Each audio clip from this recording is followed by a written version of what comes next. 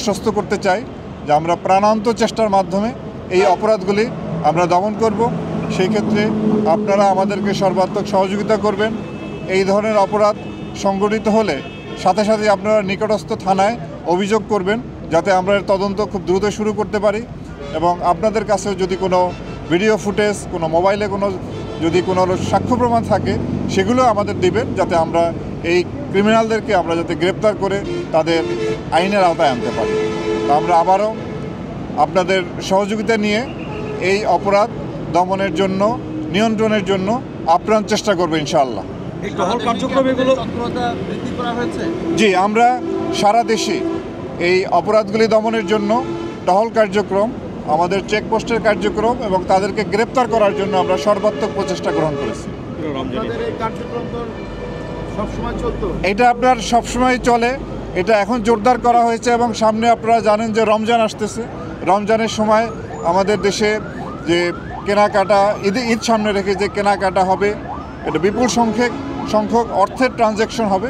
এই সময় এই ধরনের অপরাধগুলো বাড়ার একটা টেন্ডেন্সি থাকে, সেটা যাতে বাড়তে না পারে এই জন্য আমরা রমজানের আগে থেকেই সেই প্রস্তুতি নিচ্ছি, যাতে রমজান মাসটি আমরা ভালোভাবে কাটাতে পারি। স্যার, একটা প্রেক্ষাপট দিই, মেট্রো রেল নামে একটি গ্রুপ রয়েছে, ওখানে বলা হচ্ছে কারণ বাজারে নাগরিকরা আইন নিজের হাতে তুলে নেবেন, কয়েকজন নাগরিক রড হাতে পাহারা দেবেন।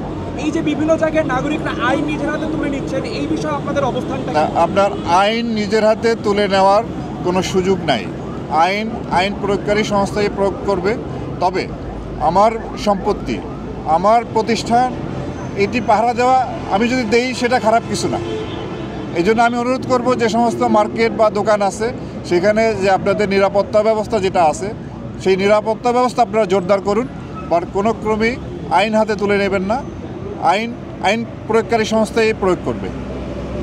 কয়েক মাস ধরে আমাদের ঢাকা শহর এখনো নিরাপদ না, ছিনতাই বেড়েছে তুলনামূলক, অনেক চাপাতি নিয়ে ওপেন প্রকাশ্যে ছিনতাই হচ্ছে, আমাদের নিরাপত্তা যেন ব্যাহত হচ্ছে। এই জন্যই তো আমরা আজকে আপনাদের সামনে এসেছি। আমরা আবারও বলি, জোর দিয়ে বলেছি, আমি প্রথমেই বলেছি যে এই অপরাধগুলি সাম্প্রতিককালে বৃদ্ধি পেয়েছে। এইগুলিকে নির্মূল করার জন্য, এই অপরাধীদের গ্রেপ্তার করে তাদের আইনের আওতায় নেওয়ার জন্য আমরা আমাদের কার্যক্রম জোরদার করেছি এবং ইনশাআল্লাহ সামনে হয়তো এই পরিস্থিতি আমাদের নিয়ন্ত্রণে আসবে। কেন দেশের এই অবস্থা, আর কি আইন শৃঙ্খলার অবনতি হয়েছে, আপনার কি মনে হয়? আপনার চুরি, ডাকাতি, ছিনতাই এটা বৃদ্ধি পেয়েছে। এটার পিছনে আপনার যে এই অপরাধীরা যারা আগে আপনার এই যে 5ই আগস্টের পূর্বে এরা হয়তো একটি রাজনৈতিক ছত্রছায়ায় থাকতো, সেই তাদের সাথে অন্য এই ধরনের চুরি, ডাকাতি, ছিনতাই ব্যতীত তারা হয়তো বিভিন্নভাবে অপ্রকাশ্যে যে চাঁদাবাজিগুলো করতো সেগুলি এখন নাই। এখন কোনো রাজনৈতিক ছত্রছায়ায় কেউ এই ধরনের কার্যক্রম পরিচালনা করতে পারতেছে না। এই জন্য হয়তো এরা এই ধরনের অপরাধমূলক কার্যকলাপের সাথে সম্পৃক্ত হচ্ছে। ডিজি মহোদয়, যে মহাসড়কে চুরি ছিনতাই যে বেড়েছে, এটা কি শুধু চেকপোস্টের মাধ্যমে কি সীমাবদ্ধ থাকবে না?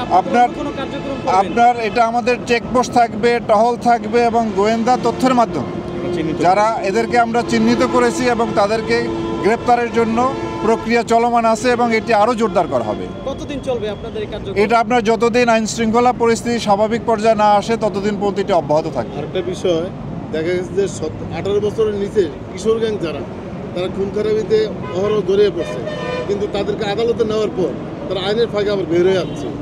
এই বিষয়টা আপনারা কীভাবে প্রতিরোধ করবেন? এখন আমাদের প্রচলিত যে আইন আছে সেই আইন মেনেই আমাদের চলতে হবে। সুতরাং কেউ যদি শিশু আইনের কোনো বেনিফিট পায়, আইন তাকে সেই অধিকার দিয়েছে, সেটি সে পাবে। তবে আমরা আপ্রাণ চেষ্টা করব এই ধরনের অপরাধের সাথে যারা সম্পৃক্ত তাদেরকে আইনের আওতায় নেওয়ার জন্য। ধন্যবাদ আপনাদের। এখন পর্যন্ত কতগুলো টিম কাজ করছে, ভবিষ্যতে বাড়ানোর কোনো পরিকল্পনা? আমাদের এখন প্রতিটি ব্যাটালিয়ন থেকে 4টা থেকে 5টা টিম চলমান আছে এবং সামনে হয়তো রমজান মাসে এটি প্রয়োজন হলে এটা বৃদ্ধি করা হবে। ধন্যবাদ আপনাদের।